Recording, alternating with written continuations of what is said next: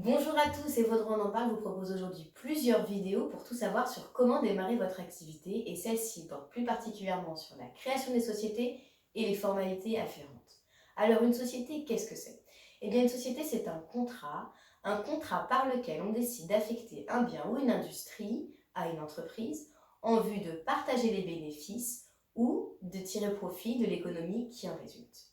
Comment créer cette société? Tout simplement par la rédaction de statuts entre les associés, statuts qui devront prévoir la dénomination sociale de la société, c'est-à-dire son nom, l'objet social de la société, c'est-à-dire son activité, le siège social de la société, c'est-à-dire le lieu où va être exercée l'activité, qui peut être déterminé avec un contrat de domiciliation ou bien avec un bail commercial. Mais les statuts devront également prévoir le capital social, qui, attention, selon le type de structure, peut faire l'objet de minima légaux, mais également la répartition du capital social entre les associés, les pouvoirs des gérants, les modalités de décision collective, etc. Pour créer une société, il faut que un ou plusieurs associés, en fonction du type de structure, fassent des apports qui peuvent être numéraires s'il s'agit d'argent, mais également des biens, d'une industrie ou une compétence.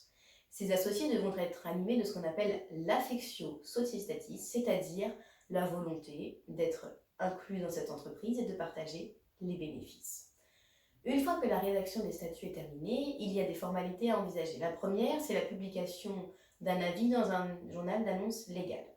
La deuxième, c'est la constitution du dossier auprès du centre de formalité des entreprises avec la constitution d'un dossier qui comprend les actes constitutifs de la société qui devront être déposés au registre du commerce et des sociétés du greffe du tribunal de commerce et le BODAC. Une fois que ces formalités sont faites, eh bien, il n'y a plus qu'à développer l'activité puisque la société est immatriculée.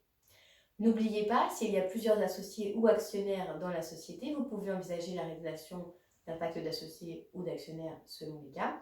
Pacte qui pourra prévoir les modalités de répartition des pouvoirs, les relations entre les associés au quotidien dans l'entreprise, la composition du capital social et éventuellement des clauses avec des conditions particulières pour la sortie des associés ou des actionnaires. Et bien voilà pour un tour d'horizon sur la création des sociétés et les formalités afférentes. N'hésitez pas si vous avez la moindre question, les coordonnées du cabinet s'affichent en bas de la vidéo. À bientôt!